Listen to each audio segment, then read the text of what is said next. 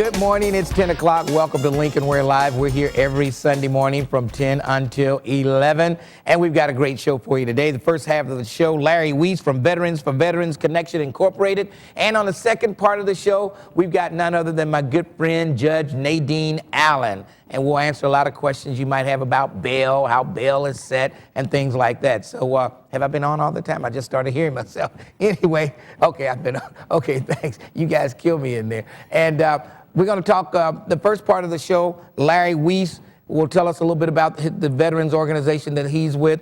And of course, you know, you've probably read a lot about how veterans are being treated, how our military folks are being treated once they come back from Iraq, and let alone the Iraq veterans. What about the Vietnam veterans? They're having even a tougher time, lack of funding. Larry, tell us a little bit about your organization and welcome to the show. Well, thank you for having me on, Lincoln, and it's a pleasure to be here. And our organization is from Rochester, New York. It is a national veterans rights group. We do nothing but fight for veterans' rights. And we actually walk the halls of Congress, and we get support from either side, the liberal, Democrat, Republican, whatever, we don't care. As long as you support our issues, we will accept your support and your donations for our cause. Now, it seems like Congress is taking a lot of heat from the way the Iraqi soldiers are coming back. Walter Reed Hospital under the fire and it all boils down to a lack of funding. They just really, you know, they'll fund the war to actually fight, but they won't fund the results of fighting that war. When these soldiers come back, they're injured, and a lack of funding. What do they say? Well, they say that, well, first of all, let me explain to the public how the funding works. The federal government has two sides, mandatory funding and discretionary funding. Mandatory funding it's like the things that we have to even have a government. The things like the armed forces, the Congress, the president's salary, the executive branch, the judicial branch, the Supreme Court. Those are in the Constitution, described in the Constitution, and they are funded by law, the Constitution of the United States. So therefore, they must write the check, because Congress holds the purse strings for those organizations. They have no other option. But everything else, roads, railroads, schools, anything else, veterans health care, all veterans activities are discretionarily funded. And those issues, they don't have to fund them. That's what discretionary means. They can choose not to even fund it at all. I want to hear from some veterans out there. You can give us a call at 513-381-3838. And it amazes me at the homeless Vietnam vets that you see out there. There's so many of them strung out on drugs. Absolutely. And we're just seeing this. A lot of the crimes that are being committed today, homeless Vietnam veterans out there. You know, it's a problem. Lincoln, it is absolutely tragic what has happened to not only the Vietnam vets, but even World War II and Korean, and guys coming home from Iraq right now. I mean, and it all boils down to bucks, funding. And, you know, the lack of funds is because Congress, we'll fund it, okay? But again, it's discretionary, so they don't have to maintain it. And we're in Congress, they're fighting over funding health care for children. Absolutely. So you can imagine if that's a big issue, you can imagine how they feel about veterans of foreign wars. I mean, absolutely. It's crazy. It's absolutely nuts. It truly is. And what the tragic thing is, those congressmen are smart enough to know that, yeah, we better fund this, because if we don't, next time up, we're not going to get elected to a dog catcher in our own county. And that's their main purpose in life. Now, what's a firing for effect? What is that? Operation Firing for Effect is a nationwide signature campaign to raise 10 million signatures. And that is in support of a resolution that Veterans for Veterans Connection Incorporated and our chairman of the board, Mr. Gene Symes, are going to present to Congress in 2008. So you're trying to get 12 million Well, our goal is 10, but we'll take 10. 12. Okay, okay. All right? And you going around the country getting signatures, these signatures? Yes, sir. I've been tasked with this little patch of ground they call the state of Ohio to collect as many signatures in as many venues as I can before we go to Congress. Okay, now in the Cincinnati area, will people, where in the Cincinnati area can they sign up? Well, come and ask me to come and speak to your civic group, to your luncheon. I'll come to your Sunday school class. It doesn't matter. I think they've got a website. They're going to put up a website address that they'll put up on the screen so people can reach you. Let's take a quick break and we'll come back. And I do want to hear from some veterans out there at 513-381-3838. Want you to tell us how you feel. Have you been mistreated since returning home from one of the wars or something like that? We want to hear from you veterans out there. We'll take a break and come right back after these messages.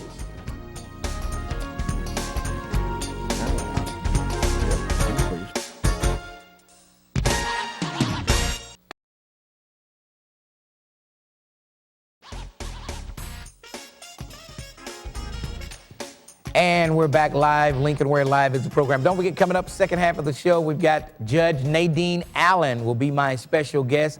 We'll give you a chance to talk to the judge. Coming up on Lincoln Ware Live. Larry Weese, my guest, Veterans for Veterans Connection Incorporated, and they're trying to get 10 million signatures, take them to Congress, so some help can come for veterans of foreign wars. Now, how many homeless veterans do you know? I'm sure you know some homeless veterans. What do they do? If they're homeless, they went out, they fought the war for America, and they come back here and they're homeless.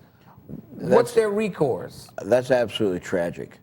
I mean, these men and women laid down their life, or were willing to lay down their life for this country. And this country, unfortunately, has dropped the ball. They have slipped through the cracks. And part of what we do is fight for their rights. They may not even know what their rights are. We do public information, just like right now. I'm up at Rickenbacker National Guard Base at the air show of a lifetime, collecting signatures. I firmly believe I was placed there for a specific reason, and there is literally history, folks, being made right there at Rickenbacker. The Tuskegee Airmen, a bunch of beautiful men who were sharecroppers' sons. Yeah.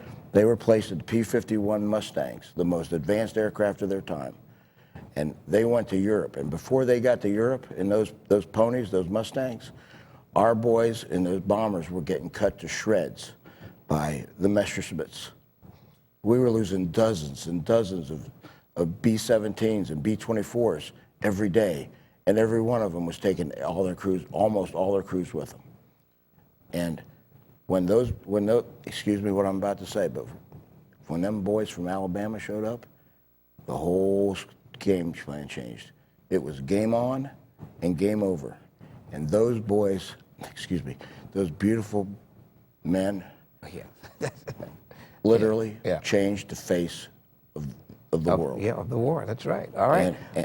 And you know, you people, they come back, they get sick, they go to the VA hospital. I don't know, I haven't heard that many complaints about the VA hospital in this area, but I'm sure there are plenty. I just haven't heard about them. But medical care for veterans, when they go to a VA hospital, how's that now? Well, the biggest story has been Walter Reed, what happened, 6 months ago? Yeah, yeah. The decrepit condition that was in. That's all about the buck. Again, Congress funds this thing. They give us money, but then at their discretion, they can take the money back with simply a stroke of that pen. They fund it, but 6 months later, maybe they want to make more roads or rivers and they simply take the money back and do whatever they want to with it. Let's put that website up again so people can, you know, get in touch with you. Maybe they can make donations, and there's a website right there on the screen. But I mean, it's a great thing that you're doing. Let's hope you can get those 10 million signatures. Well, in that light, if they go to that website, they could actually download or print these very resolution that we are taking to Congress. Now, when I'm doing shows, I got lines with 23 signatures each on them. But you can get your individual one right there. You can download it, sign it, and send it directly in. And that makes my job easier. I only need 9 million more. And we have men and women all over America that are doing this. and we're going to reach our goal, and maybe we'll exceed our goal. I think you will. I think you will, because this is a very, I mean, people are passionate about veterans. I mean, if you give, if you put your life on the line for this country, at least you should be treated fairly once you return. That's right. At least, my father's a World War II vet. He's going on 85 years old. I have not had a conversation with that man in 5 years because of Alzheimer's. He is terminally ill, but he is getting the comfort care that he's required. But there are thousands of guys right now. We are asking men and women, young men and women, to go to Iraq and Afghanistan right now, and they're coming home with life-changing injuries. And the VA doesn't even have the funds. If I got my arm blown off, I might have to wait a year to get a prosthesis. That's Lincoln, that is sad. Yeah, that is yeah, beyond sad. yeah. That is criminal. Yeah, it is. All right, we've got just a few more minutes. We want to talk to some people on the phone. Barry, how are you? Barry. Hey, Barry. Barry. I guess Barry got shy. He must be on my cell phone.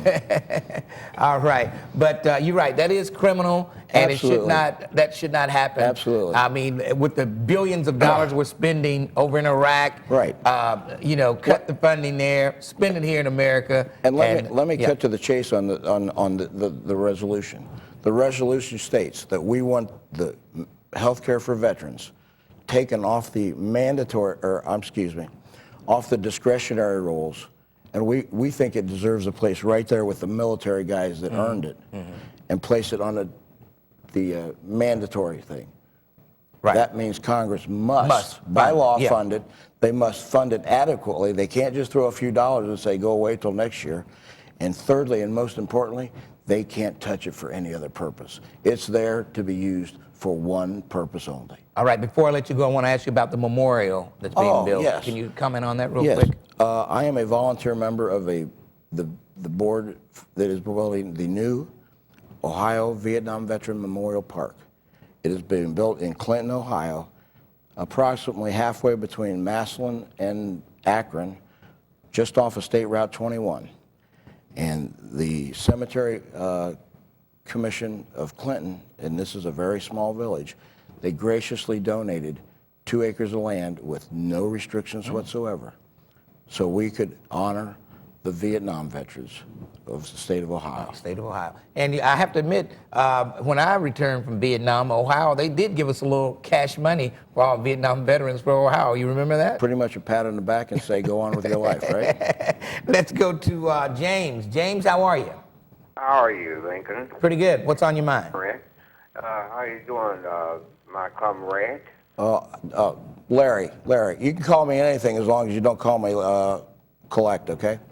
Well, I'm a Korean veteran, so you are a comrade of mine. What's All your right? question? Absolutely. Oh, comrade. Well, I'd like to Absolutely. know is, what can you sign up somewhere else other than I don't have no Website? Yeah. Is there a phone number or something? How can, Actually, I got the phone I got the number for the help in my phone. It's in my speed dial, so I just push a button, and you Right. wouldn't let me bring my cell phone in here. Well, I tell you what, just give me a call here at the station tomorrow and ask for Mary, and she'll give you the number. Okay. Can you do that? Call the same number Yes. you just called, ask for Mary, and she'll give you the number. And we need your support, and we Okay. need your signature, sir. brother. All right, thanks for your call. Thank you. All right, Larry, it's been a pleasure having you here on the show. We Lincoln, appreciate it. It has been an absolute blessing to meet you and to talk to your friends on the radio, and just gets the word out to Southern Ohio. I'm from Browns country. Yeah. Now, please do not bomb the station. However, we're all brothers. All right. Well, the Cleveland Browns got a gift from the Bengals, and that's And what a enough beautiful said. gift it was. And- I've been waiting 9 years to see that. Well, I hope they enjoy it for the next 9 years, it was because it great. probably won't happen again. Thanks, Fair Larry, enough. for joining us this morning. We'll take a quick break, and we'll come back and talk to my good friend, Judge Nadine Allen, right here on Lincoln Ware Live. We'll take a quick break, and we'll come back with the judge right here on Lincoln Ware Live.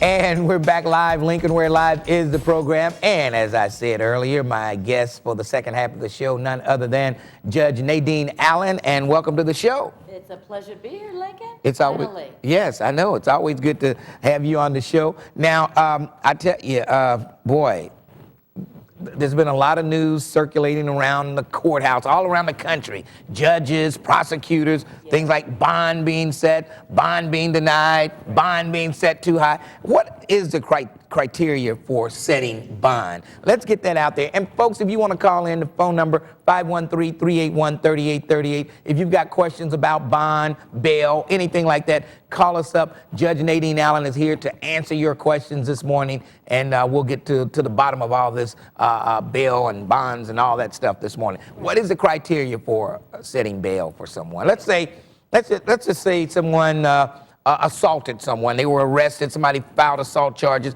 They haul them into court, and You know what the answer is? The answer is that it could be anything. That is actually the truth, because this is an area that is totally judicial discretion, which means the judge can set any bond that is reasonable. Now, when I say anything, it's anything that can be reasonable. And that's a very, very loose standard, very subjective standard, because for those who are students, you need to look up Criminal Rule 46, and you'll find in there the criterion for setting bond. The primary reason is I think people have heard this so much, they probably could tell us, to secure the appearance of the person for the trial. Because at the stage that this bond is being set, it's at what we call arraignment. Okay. That's when the cameras Okay. are always there Yeah, in the courtroom. yeah. They're in there every day, and they think that's where I stay all day, or that's where judges are all day. Actually, we rotate in there. There are 14 municipal court judges. We rotate in there once every 14 Courtroom A. weeks. In courtroom A. And everybody's been many people have been there to observe. Anyway, that's where the cameras are. That's where bond is being set. But at that moment, that person is constitutionally considered to be what? Constitutionally presumed innocent until the trial. So you have to make sure they come back for trial. Because a lot of people don't come back for trial. yeah. We have a whole lot of people who never do come back. So the bond is primarily for that, but there's a second reason we're allowed to set bond, and that is for community reasons, for the safety of the community or the safety of the defendant. I've set some high bonds before because I was aware that perhaps their lives were at stake, and they Yeah. were safer inside Okay. the Justice Center than they were on the streets. Okay. And that's only happened maybe once in 21 years. But let's there just- is sort of we do receive a lot of information about a person. Yeah. I mean, if a look at person that. has a house, a job, a family, Correct. chances are they're coming back to court. Correct. If the more community ties one has, the more the smaller the prior criminal history, and there are points that are assessed for each person. Okay. So if they've been arrested 10 times before then Yes. they lose a lot of They could lose some, points. but not that much on 10. Okay. We got people that have 50 and 60, 70 Okay. prior convictions, but most of the time, those are minor misdemeanors, minor instances. So we do have a rating system, and it's not just a whim. I'm actually reading, I want to know what happened. First thing I want to know is, what is the charge? And I want to know, when did this thing allegedly happen? Is it a claim from was it an assault 5 years ago? The people are all still alive, and they've moved on with their lives, and is the prosecuting witness even likely to come back if it happens to be a family member? Because you know what, I've been here a long time, and I assess things differently. Yeah. And so my bonds, most of the time, are whether or not a person can post it. You know, even if I do set a bond, can you post it? Can you post it? Yeah. And many times, if it's a misdemeanor, it's going to be a standard bond. We have a standard bond schedule. We do not have that for felonies, though. Okay. So we have something standard for most misdemeanors. So have you ever, after you set a bond, looked at the situation again? Maybe Yes. the person's lawyer came to you, Yes. said, "Look, Judge, this is just too high. This person is coming back." And have you ever lowered a bond? Yes, I have. Okay. I've done both. I have both lowered a bond before, and I've raised bonds. And it's because people file a motion, and it comes back in front of me, and they present new evidence, Okay. new criteria that I didn't have before. Okay. So, yes, and so it is an area that really is at the judicial discretion. Now, if it's excessive, there is something that can be done. I've done it when I was a practicing attorney.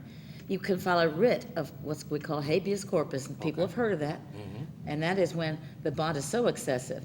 If you set $1 million bond on a speeding case, that is going to be heard by a higher court, and the judge is going to have to come to court and prove to the Court of Appeals or the Common Pleas Court, why is your bond $1 million on a red light violation? Okay. Okay, there was not an accident, This person had insurance? What's up with that? And that's Well, probably one of the worst things a judge wants to do is to go before the appeals court. and explain it. Most of Yeah. the time, they'll call and say, okay, why don't you just reconsider the bond? Otherwise, you're going to have to come in here yeah. and explain it to us, and we're going to have to make a record of what's going on here. So that doesn't even happen very much. And these days, I don't hear about that happening much, but it is available. All right. Now, what about, I guess, are you seeing a lot of marijuana cases in court? I know everybody's complaining about Cecil Thomas setting this marijuana law.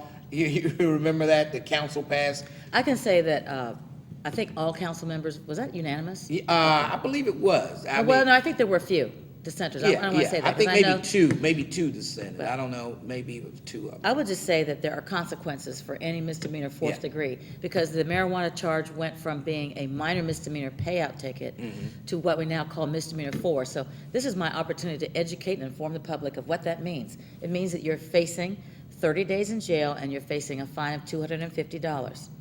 But I think there are some unintended consequences because it is a drug conviction. Do you now know what's going on with drug? I have here top 10 reasons why everybody needs to stop smoking marijuana. Uh-huh. All right. Let's hear. Okay, well, one, you get a criminal record. Yes. Second, the fine that you're facing the fine of $250. Now it's a possibility that you could be charged with drunk driving because of consuming marijuana. That's brand new in the past year or so.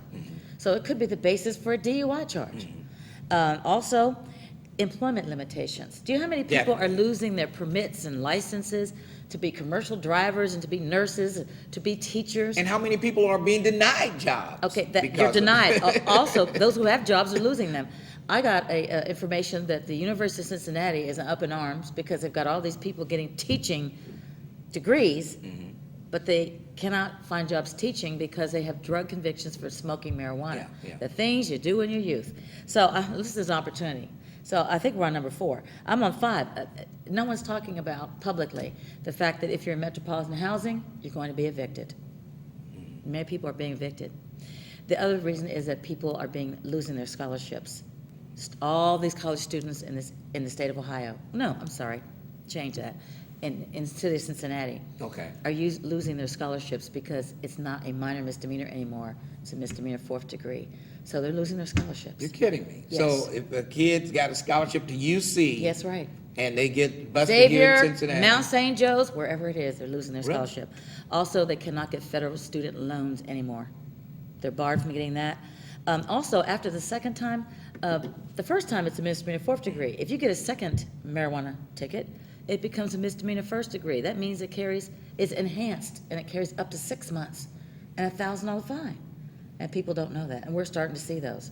And are people being jailed for smoking marijuana? Yes, because if they don't pay their fines, then some judges and magistrates are locking them up for that, or some of them are giving jail terms because they see multiple priors. So yes, people are being incarcerated for that.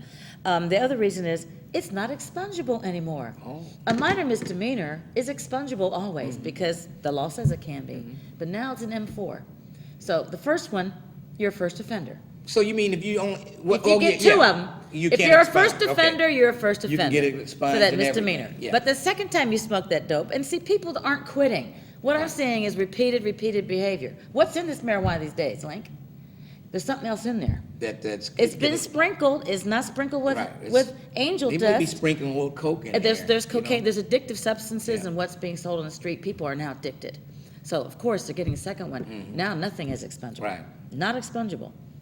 And I think that's 10. That was my top 10 And reasons. that's a lot. That's a lot. And I so mean, that's what's going on with that particular ordinance. and it's messing people's lives up. Well, yes, it is. Yes, it is. And that's why I think. But you can't blame the politicians. You only have yourself to blame, I guess. Well, huh? it was sponsored, it seemed like it was something that was put forth by certain segments of Cincinnati who spoke loudly and wanted it. And then there's another segment who's very up in arms. So I think that those are things that people need to know about this law. All right, we'll take a quick break and we'll come back. The phones are blowing up. They Everybody are? wants to talk to the judge. They want to talk to you over the phone. I'm gonna rather tell you than- the truth. Rather than your courtroom. I'll tell you the truth. It's easier to talk to you on the phone Yes. rather than standing in front. We'll take a break and come I'd back rather. to Judge Nadine Allen in a moment.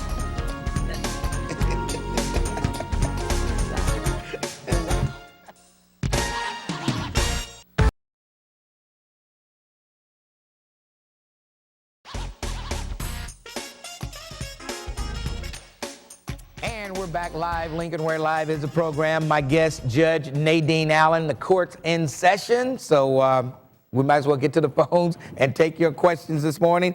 Let's go to Alan. Alan, good morning. Good morning. Hi. I'd like to say how y'all doing today. Pretty good. Yes.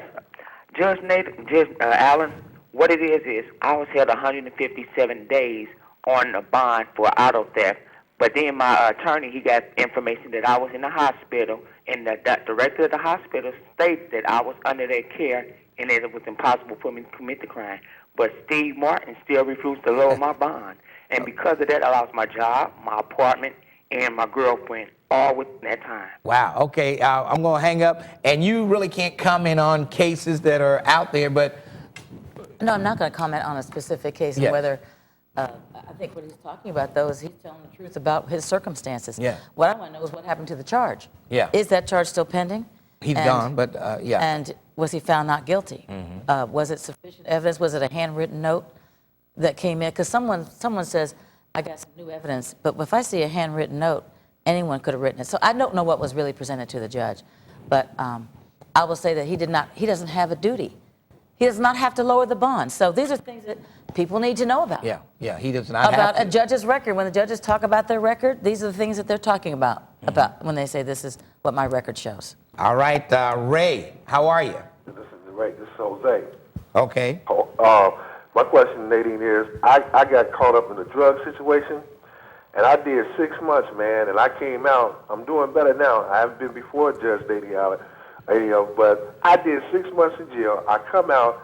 I asked the judge downtown one day, what can I do to get in the after program to get my life back together, because I'm disabled, and I be trying to get a job, and I can't.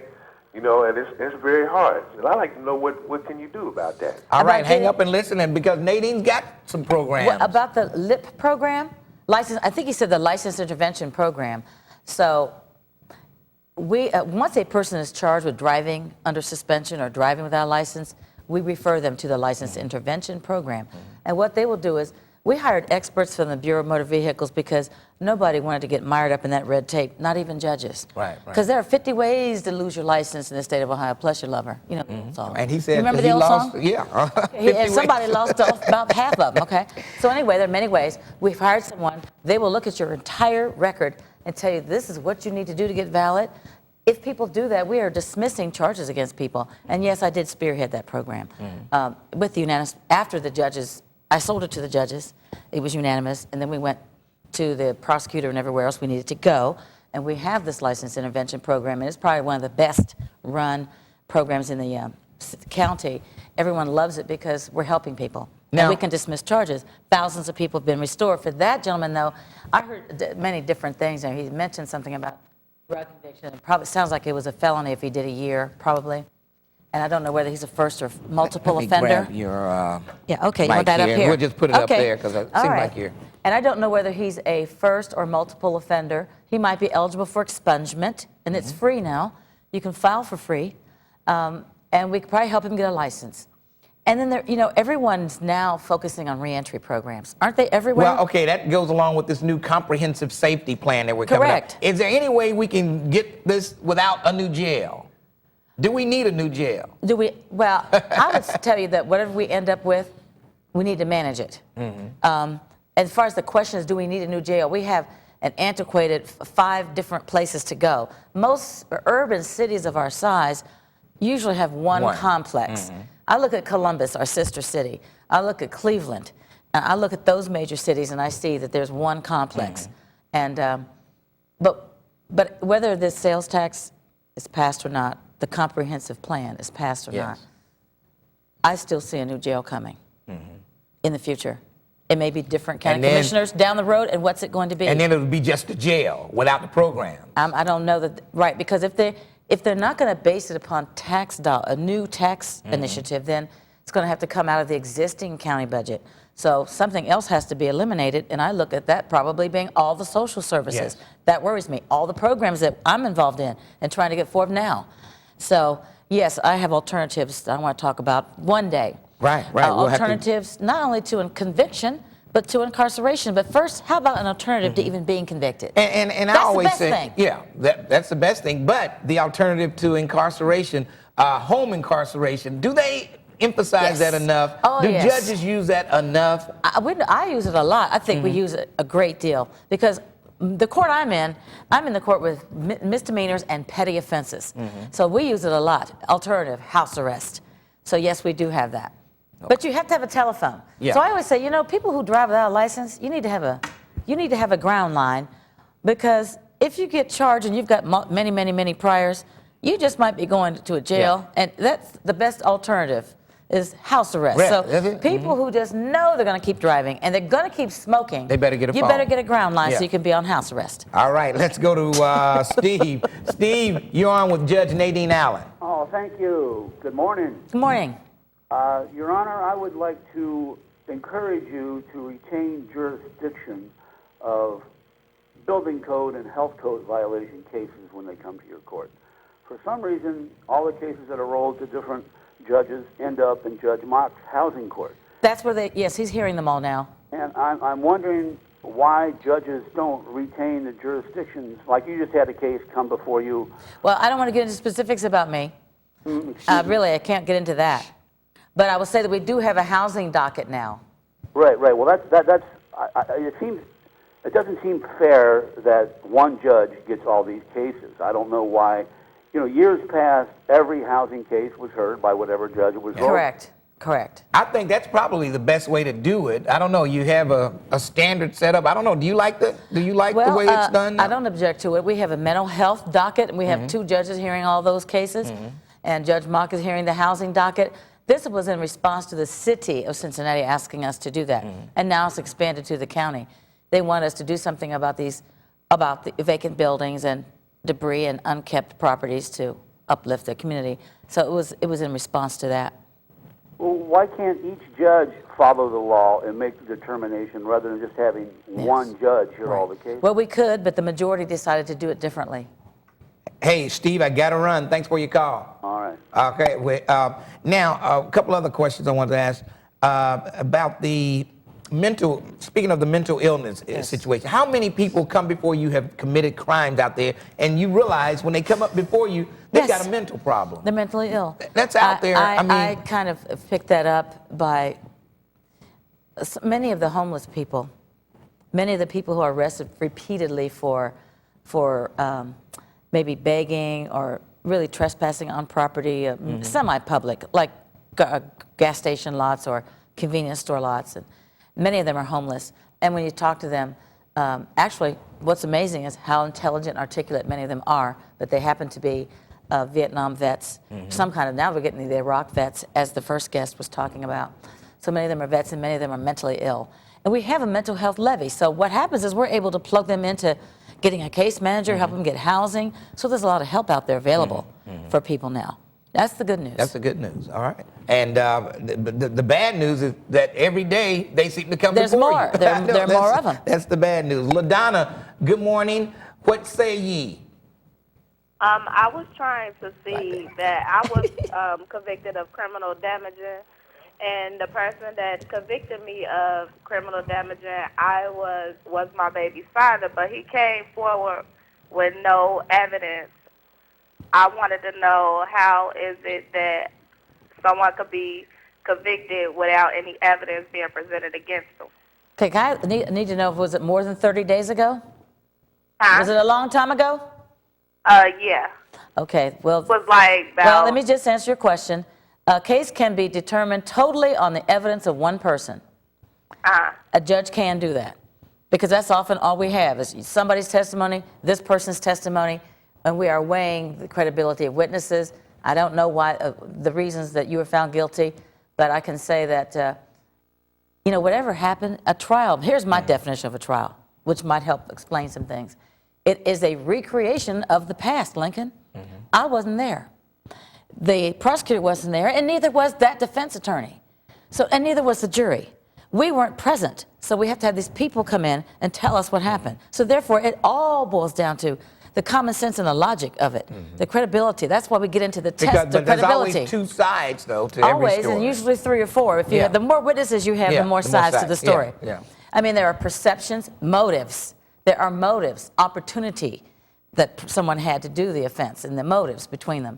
It's always about the Now- it's always about the relationship between the parties. I want to know. But since you've been on the bench, though, thanks for your call, and we hope we answered the question. But since you've been on the bench, have you become like a lie detector? You can tell when somebody's lying. Like Judge Judy, she's always, you're lying, I know it.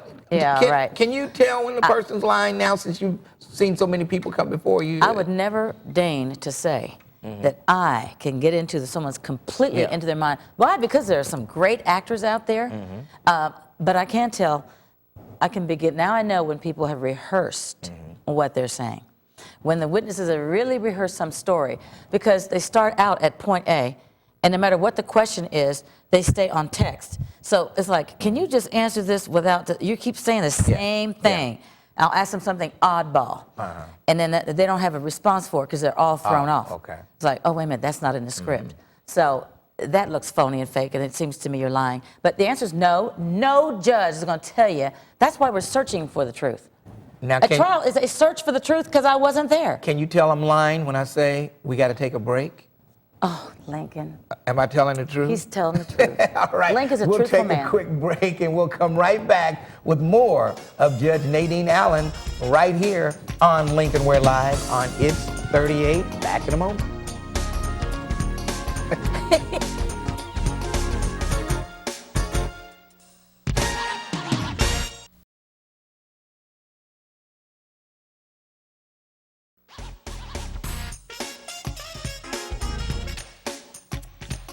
We're back live. Lincoln Ware Live is a program giving you a chance to come before the judge, not in a courtroom, right here on the television on It's 38. It's better to talk to Judge Nadine Allen over the phone than to be standing before her in the courtroom. She's firm, but fair. That's exactly right. That's what I say. All right. Let's go. Wait, can I just hijack this before we pick up the phone call? I know what you're getting ready to say. Two things. We wanted to make sure that all you senior citizens out there, 65 and older, you have until October 1st, which is tomorrow, to file your homestead form, because you are entitled to get a 25% reduction on your real estate taxes on the first $100,000 value on your property. I'll repeat that. Basically, you're getting you're getting $25,000 taken off your property value. So it's a big, huge saving. 1/4.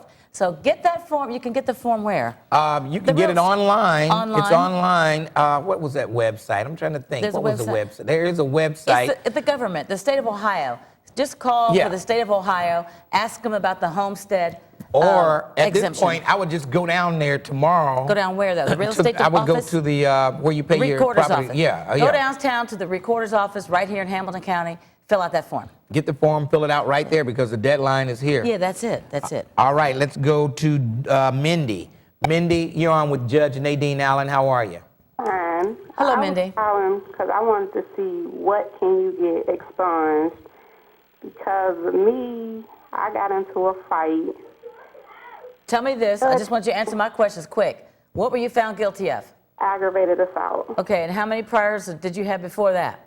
None. This was the first time I ever been in Okay, trouble. next question. Have you gotten anything since then? No. Okay, then you are eligible for expungement. Go hurry up and file. You have to wait 5 years if it's a felony. 5 years? Was it a felony conviction? Yes, it's an aggravated assault. And when were you found guilty? 2 years ago. 2 years ago. That was the conviction date, not the arrest date, the conviction date, correct? All right, you have to be a perfect little citizen for 3 years and hop on downtown and file an expungement, get that off your record. Now, I must tell you that the judge has a right to deny it. Most judges these days, I think we're on board saying, let's try and help people get, let's increase the economic viability of our community, because there's a direct link. It is the justice system that people need to be looking at as to solve much of the economic viability issues of our community. Do I have to go in front of the same judge? Yes, and if the judge might be gone now. There's so many new judges, and by the time you do that in 3 years, it could be someone else. My case was the last case, and at the time when he convicted me... Last case?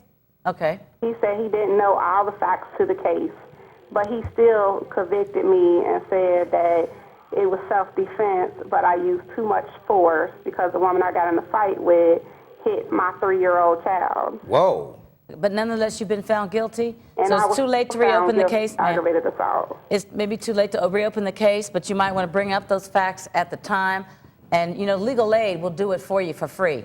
Legal aid, 241-9400. For everyone listening today who has an expungement question, don't waste your time calling me, because we have a relationship with legal aid. They are handling expungements especially. They have a special expungement team there, 241-9400.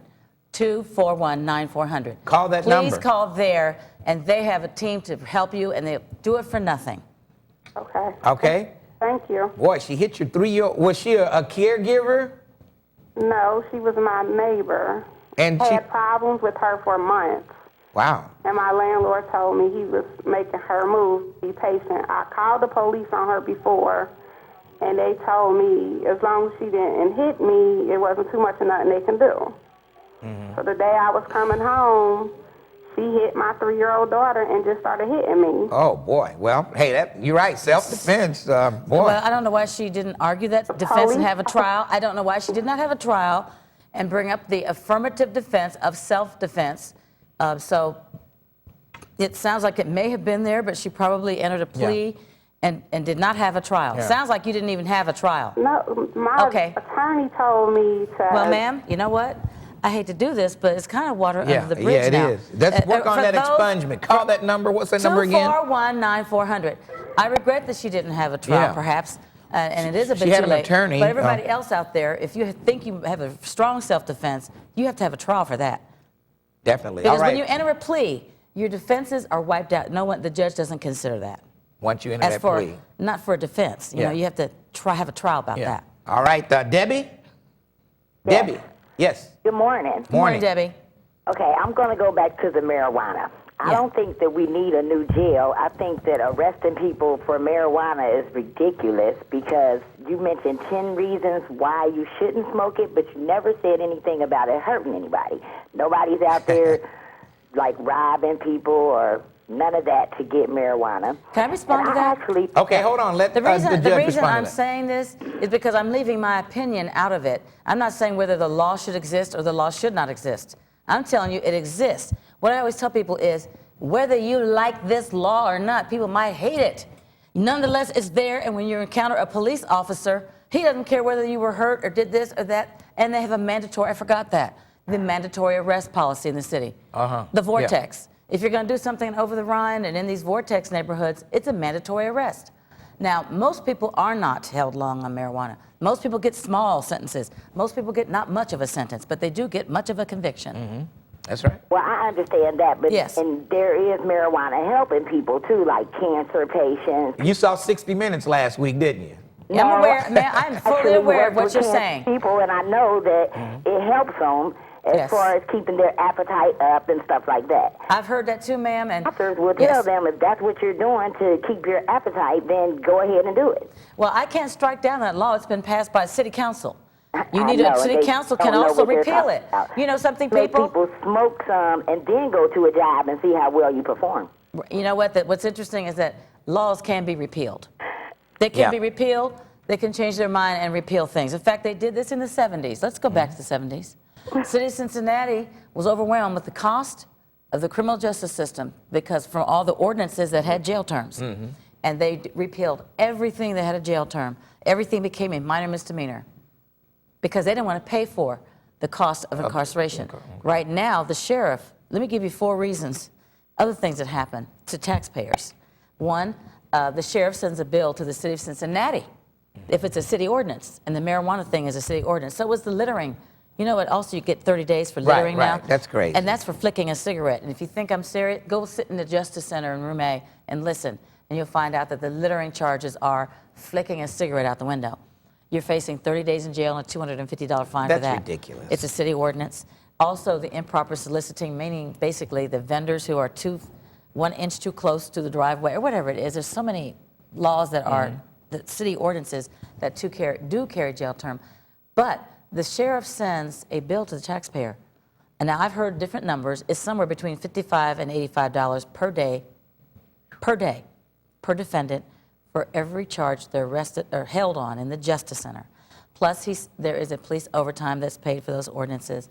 Plus, there's a lab report if it's marijuana or even an alcohol case. Got to pay for that. Odell Owens, the coroner, sends the tax bill to the city of Cincinnati for that lab report. And they had to create a special Cincinnati public defender system. So there's a law firm, the brother of one of the prosecutors got the contract to represent all these charges. So there's a lot of taxpayer cost going on. That's why in the past they repealed it. But these charges have crept back over the years. Yeah, and I think it's time for another repeal.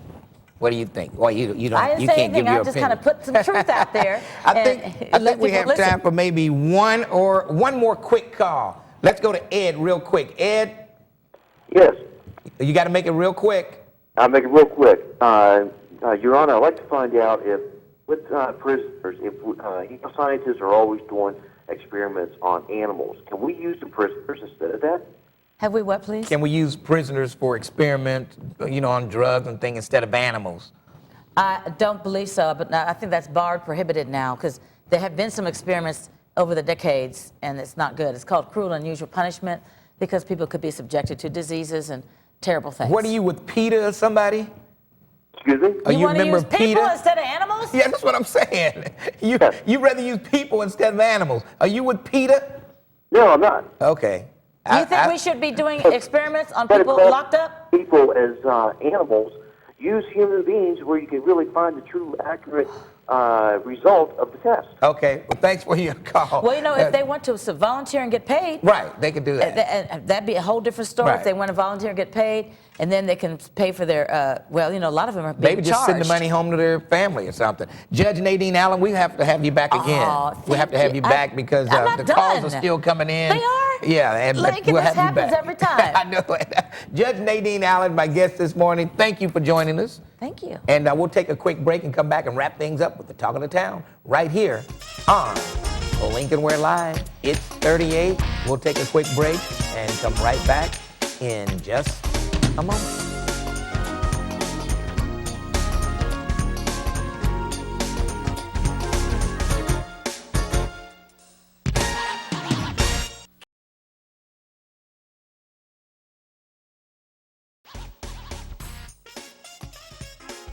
Live, Lincoln Ware Live is a program, Talking to Town. Coming up at noon today, Gospel Music presents great performances. That's today at noon on It's 38. If you want to see a rebroadcast of this show tonight at 8 o'clock on Channel 25, WOTH TV, tonight at 8 o'clock, and at 9, Death Falls following the rebroadcast of this show. We'll see you next Sunday morning, 10 o'clock, right here on Lincoln Ware Live. See you next week.